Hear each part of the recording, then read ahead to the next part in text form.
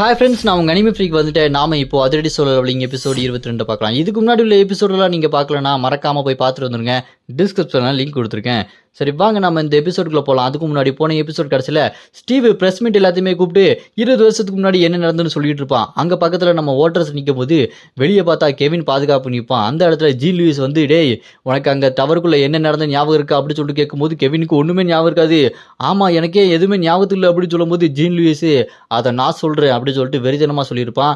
அதோட போன எபிசோட் முடிஞ்சிருக்கும். வாங்க நம்ம இந்த எபிசோடில் என்ன நடக்குதுன்னு பார்க்கலாம். இந்த எபிசோட் ஸ்டார்டிங்கில் அந்த ஜீன் லூயிஸ் நம்ம கெவினை பார்த்து டேய் உனக்கு கில்ட்டிடா, உனக்கு மனசுக்குள்ளே இருக்க குற்றம் ஒன்றுச்சுனால அந்த மெமரியை நீ அழிக்க சொல்லிட்டேன், அதனால தான் நான் அழிச்சு வச்சேன். இப்போ அந்த மெமரியை நான் வேணும்னா உனக்கு திரும்ப கொடுக்குறேன் அப்படி சொன்னேன். கெவின் கத்துவான். டேய் என்னடா பைத்தியக்காரத்தனமா பேசிட்டு இருக்கேன், வாயை மூடிட்டுங்கிறது கிளம்புடா அப்படின்னு சொல்லிட்டு கெவின் சொன்னாலுமே உடனே அந்த ஜீன் லூயிஸ் இரு அந்த மெமரியை உனக்கு திரும்ப தரேன் அப்படின்னு ஒரு டார்க் கீ எடுத்து அவன் மண்டையிலே உள்ள விடுவான். உள்ள விட்டு உனக்கு நான் அவனோட பழைய மெமரிலாம் கொடுக்குறேன், ஏன்னா இதுக்கு முன்னாடி இந்த மெமரிலாம் வேண்டாம் நீ தான் எடுத்துக்க சொன்னேன், நான் எடுத்து வச்சேன், இப்போ அந்த மெமரி அவனுக்கு கொடுத்து என்ன நடந்ததுன்னு புரிய வைக்க போறேன் அப்படின்னு சொல்லிட்டு கொடுத்த உடனே அப்படியே கட் பண்ணா இந்த பக்கம் ஸ்டீவ் அங்கே ப்ரெஸ் மீட்ல பேசிட்டு இருப்பான். இங்க லியோவை முதுகுல குத்தி 20 வருஷமா அந்த டவருக்குள்ளேயே மாட்டிக்கிட்டான் அப்படி சொல்லிட்டு பேசிட்டே இருக்கும்போது அப்ப பட்டார்னு அந்த கதை திறந்துட்டு கெவின் உள்ள வருவான். அவன் கண்ணை பார்க்கறதுக்கு ரெட் கலர்ல வில்லத்தனமா இருக்கும். எனக்கு தெரிஞ்சு அந்த ஜீன் லூயிஸோட கண்ட்ரோல தான் இருப்பான்னு நினைக்கிறேன். அவன் அந்த கதை திறந்துட்டு உள்ள வந்தோன்னு அங்க இருக்க எல்லாருமே பார்த்துட்டு என்ன நான் உங்க எல்லாத்தையுமே டிஸ்டர்ப் பண்ணிட்டேனா, முக்கியமான விஷயம் பேசிட்டு இருந்தீங்க போல இருக்கே, அந்த முக்கியமான விஷயம் என்னன்னு நானே சொல்றேன். அங்க லியோவை டவருக்குள்ள வச்சு முதுகுல குத்துனது யாரு தெரியுமா? அது வேற யாரும் இல்ல, அது நான் தான்.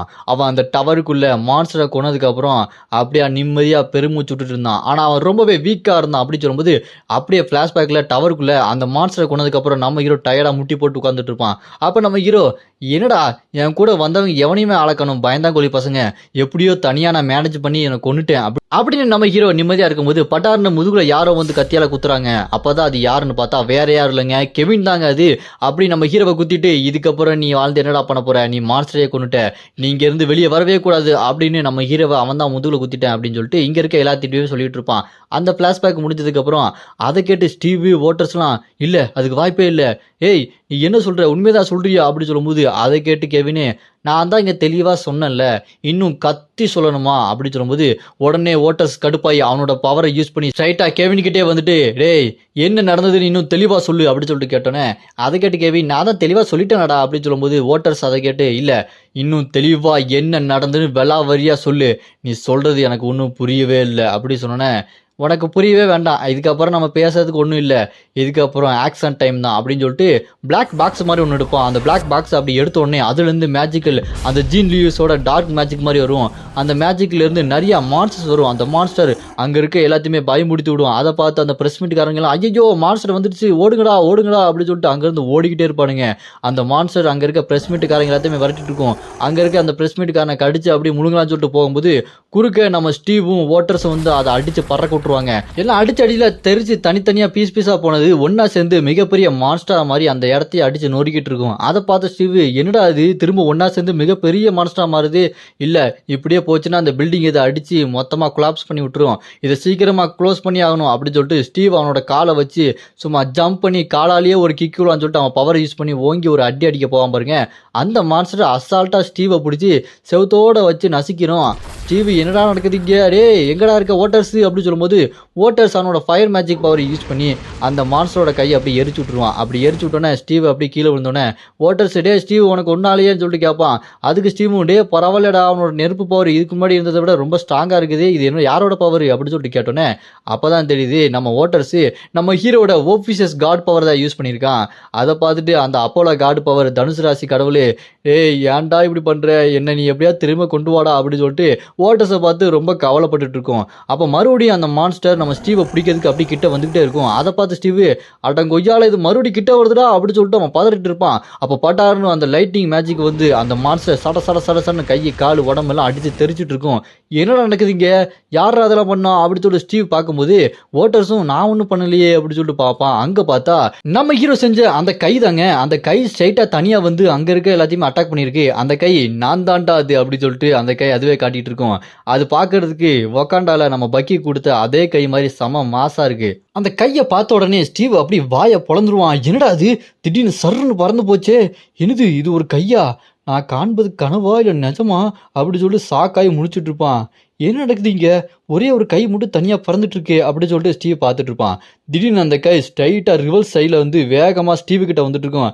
அதை பார்த்து பயங்கரமா கத்துவான். ஐயோ இது என்னடா திடீர்னு என்ன அட்டாக் பண்ண வருது?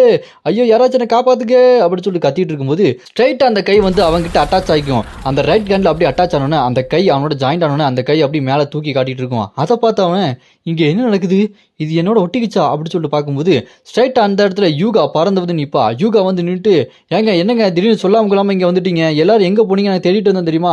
எல்லாருமே பொசிஷன்ல நிக்கணும். அங்க மான்ஸ்டர் அட்டாக் பண்ண ஆரம்பிச்சிருச்சு அப்படின்னு சொல்லும்போது அதை பார்த்துட்டு இங்க ஸ்டீவ் அதெல்லாம் இருக்கட்டுமா, இது என்னன்னே தெரியல, திடீர்னு வந்து என் கையில ஒட்டிக்கிச்சு, இது என்னன்னு சொல்லு அப்படின்னு சொல்லிட்டு அவன் பயந்துட்டு இருப்பான். அதை கேட்டுட்டு நம்ம யூகாவும் ஏன் இப்படி பயப்படுற? அது வேற ஒன்றும் இல்லை, அங்கிள் லியோ தான் உனக்காக இந்த ப்ராஸ்தட்டிக் ஹேண்டை செஞ்சு கொடுத்தாங்க. நீ என்ன எதுக்கு எடுத்தாம பயந்துகிட்டே இருக்க? இது அவரே அவரோட மேஜிக் பவர் மூலமா செஞ்சாரு. பார்க்கறதுக்கு எப்படி இருக்கு? பயங்கரமா இருக்கா அப்படின்னு சொல்லிட்டு யூகா சொன்னோன்னே அதை கேட்டு ஸ்டீவ் அப்படின்னு சொல்லிட்டு பயங்கரமா கத்துவான். அவன் கத்துல அவன் மேஜிக் பவர் பயங்கரமா வெளியே வந்துட்டு இருக்கும். அதை பார்த்துட்டு கெவினும் இங்க என்ன நடக்குது அப்படி சொல்லிட்டு வாயை பிளந்து பார்த்துட்டு இருப்பான். அப்போ அங்க இருக்கிற நம்ம ஓட்டர்ஸும் இவன் ஏன் எதுக்கு எடுத்தாலும் ஓவர் ரியாக்ஷன் கொடுத்துட்டு இருக்கான் அப்படின்னு சொல்லிட்டு பார்த்துட்டு இருப்பான். அப்போ அங்கே கையில் இருந்த மேஜிக் பவரை பார்த்துட்டு அதை பார்த்துட்டு யூகாவும் அவங்க அப்பா நினைச்ச மாதிரியே இவர் எதுக்கு ஆகும்னா ஓவரா உணர்ச்சி வசப்பட்டுட்டு ஆகும்னு கத்திக்கிட்டே இருக்காரு அப்படின்னு சொல்லிட்டு செம்ம டென்ஷன் ஆவா. அப்போ அவன் சொல்லுவான் பாருங்க, இந்த வெப்பன் எனக்காக லியோ செஞ்சானா சூப்பர், நான் இத்தனை நாள் அவங்ககிட்ட வெப்பன் செஞ்சு கொடுறான்னு கேட்டேன், இப்போ ஒரு தரமான வெப்பன் எனக்காக செஞ்சு கொடுத்துட்டான். ஏய் ஹீரோ திரும்ப வந்துட்டேன்டா. ஒரு ஹீரோன்றவன் மக்கள் மறந்து போகும்போது மறக்காம அவங்க முன்னாடி வந்து மறக்காம செய்யறதாண்டா என்ன மாதிரியான ஒரு ஹீரோ அப்படின்னு சொல்லிட்டு பயங்கரமா ஒரு டைலாக் யாருக்குமே புரியாத மாதிரி பேசுவான். பார்க்கறதுக்கு அவனோட மேஜிக் பவர் பயங்கரமா இருக்கும். அதை பார்த்துட்டு ஓட்டர்ஸும் டேய் நீ பேசுற டைலாக் ஒண்ணுமே புரியல, ஆனா செம ஜாலியா இருக்க போல இருக்கு அப்படின்னு சொல்லும்போது ஆமா மச்சி, இந்த பவர் வச்சு என்ன யாராலையுமே அழிக்க முடியாது, இதுக்கப்புறம் நான் தாண்டா வெளுத்து வாங்க போறேன் அப்படின்னு சொல்லும்போது அதை பார்த்துட்டு இங்க நம்ம யூகாவும் இவருக்கு இந்த வெப்பனும் கொடுத்துருக்கவே கூடாது அப்படின்னு சொல்லும்போது 3 பேரும் சும்மா மாசா நிற்பாங்க. அதை பார்த்து ஜீன் லூயிஸ் கண்ட்ரோலில் இருக்கிற கெவின் பயங்கரமா பயந்து போய் முடிச்சுட்டு இருப்பான். அப்போ இங்க இருக்கிறான் பாருங்க ஸ்டீவ், டேய் இப்போ நான் அடிக்கிற அடி எப்படி இருக்க போகுதுன்னு பார்ப்பேன், ஒரிஜினல் லைன் கில்டஸ் அந்த பாஸோட அடி இனிமே தாண்டா திரும்ப உள்ள போகுது உனக்கு அப்படின்னு சொல்லிட்டு அவனோட கை அப்படி நீட்டுவான். அந்த கையில ஷார்ப்பான எச்சஸா இருக்கும், பார்க்கறதுக்கு அந்த கை வெறித்தனமா இருக்கும். அப்படியே அங்கே கட் பண்ணா இந்த பக்கம் நம்ம ஹீரோ அந்த உடஞ்ச டீமன் டவருக்கு நம்ம ஜே கூட்டு வந்திருப்பான். அங்கே வந்துட்டு நம்ம ஹீரோ இங்கே எதுவும் மான்ஸ்டர் இருக்க மாதிரி தெரியல, அதனால ஒன்றும் பிரச்சனை இல்லை பயப்படாதா அப்படின்னு சொல்லும்போது அதை கேட்டு ஜெயவும் அப்படியே அங்கிள் நீங்கள் சொன்னா சரிதான் அங்கிள், நல்ல வேலை மான்ஸ்டர்ஸ் ஏதாச்சும் இருக்குமோ நினச்சி பயந்து போயிட்டேன் அப்படின்னு சொல்லிட்டு அவன் சமாளிச்சுட்டு இருப்பான்.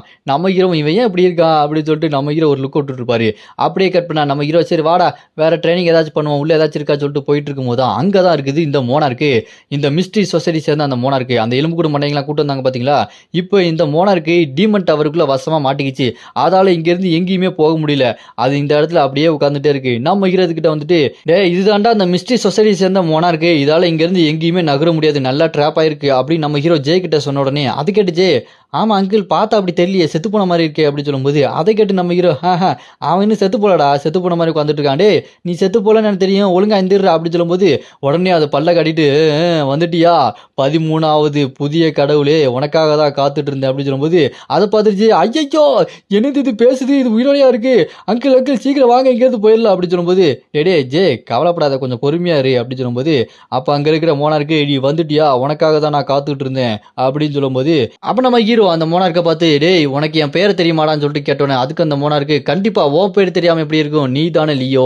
20 வருஷத்துக்கு முன்னாடி நான் அந்த டவர்ல ட்ராப் ஆகிறதுக்கு முன்னாடி உள்ள நான் வந்தேன், அப்படி இருக்கும்போது நீ பண்ண சம்பவம் எல்லாத்தையுமே நான் பார்த்தேன், அதுல உன்னை ஒருத்தன் முதுகுல குத்தி உள்ளே ட்ராப் பண்ண வச்சுட்டான்ல அப்படி சொல்லும்போது அதை கேட்டு நம்ம ஹீரோ பரவாயில்லையே உனக்கு எல்லாமே தெரிஞ்சிருக்கு, சரி அப்பனா என் முதுகுல எவன் குத்துனா ஒழுங்கா சொல்லுடா அப்படி சொல்லிட்டு நம்ம ஹீரோ கேட்டோன்னே அதுக்கு அந்த மோனார்க்கு அப்படி சிரிச்சுக்கிட்டே அது எனக்கு தெரியும் ஆனா நான் அதை ஃப்ரீயா சொல்ல முடியாதே அப்படி சொல்லும்போது நம்ம ஹீரோ உடனே கடுப்பாய் அந்த வெப்பன் அப்படி எடுப்பாரு பாருங்க ஹெவன்லி மிஸ்டேக், அதை எடுத்து டேய் உனக்கு புரியல நினைக்கிறேன், நான் ஒன்று இங்கே உங்ககிட்ட நெகோசியேட் பண்ண வரல, ஒழுங்கா சொல்றியா இல்லை உயிரை விடுறியா அப்படின்னு சொல்லிட்டு கேட்டோன்னே அதுக்கு அந்த மோனார்க்கு இருப்பா கோவப்படாத, ஏன் கோவப்படுற, நான் இங்கே 20 வருஷமா மாட்டியிருக்கேன், நான் எனக்கு தேவையானதை நான் உன்ட்ட கேட்பேன்ல, நம்ம 2 பேரும் ஒரு ஒப்பந்தத்துக்குள்ளே வருவோம் அப்படி சொல்லும்போது அதை கேட்டு நம்ம இரவும் நீ பேசுறதுலாம் முட்டாள்தனமாக இருக்கு அப்படின்னு கேட்டோன்னே அதுக்கு அந்த மோனார்க்கு இல்லை நீ ஒழுங்கா கவனி நம்ம ஒரு டீலிங்குள்ளே வரலாம் கொஞ்சம் பேசலாம் அப்படி சொல்லும்போது அதை கேட்டு நம்ம இரவும் சொல்லு என்ன பேச போற அப்படின்னு சொல்லிட்டு கேட்டோன்னே அதுக்கு அந்த மோனார்க்கு இங்கே பாரு நான் 20 வருஷமா இதே இடத்துல வசமாக மாட்டிக்கிட்டேன்,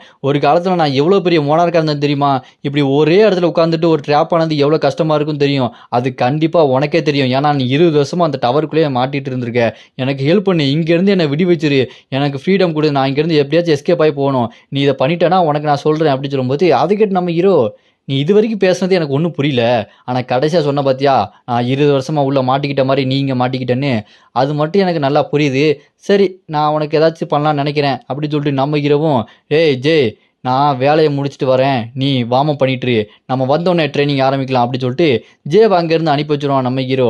அதை பார்த்துட்டு ஜேவும் அங்கிள் என்ன பண்ண போறீங்க அப்படின்னு சொல்லிட்டு வாயை பிளந்துட்டு இருப்பான். நம்ம ஹீரோ அவங்ககிட்ட போய், சரி நீ சொன்னதை நான் செய்கிறேன், எனக்கு உடனே அங்கே உள்ள என்ன நடந்ததுன்னு காமி அப்படின்னு சொல்லும்போது, அதுக்கு இந்த மோனார்க்கும், நீ என் முன்னாடி வந்து நில்லு, நான் உனக்கு என்னோட மெமரியை காட்டுறேன் அப்படின்னு சொல்லிட்டு அதோட மெமரியை நம்ம ஹீரோவுக்கு காட்டும். அப்படியே நம்ம ஹீரோவை சுற்றி அந்த மெமரி வந்துக்கிட்டே இருக்கும். அப்போ அந்த மோனார்க்கு டவருக்குள்ளே என்னென்ன பார்த்துச்சு அப்படின்னு ஒவ்வொரு மெமரியாக காட்டிகிட்டு இருக்கும். கடைசியாக நம்ம ஹீரோ அந்த கிரிம்சனையோட தலையை வெட்டிட்டு அதுக்கு முன்னாடி அதே மாதிரி முட்டி போட்டுருக்கும் போது பட்டார்னு வந்து முதுகில் யாரோ குத்துறான். யாருன்னு பார்த்தா அவன் அப்படியே சிரிச்சுக்கிட்டே இருப்பானா. நம்ம ஹீரோ அப்படி கண்ணை முழிச்சு பார்த்து, யாரு யார் அது, யாருடா என் முதுகில் குத்துனது அப்படி சொல்லிட்டு, ஆனால் அது யாருனே காட்டலை. அப்படியே அங்கே கட் பண்ணிடுறாங்க. கரெக்டாக கட் பண்ணிட்டாங்க.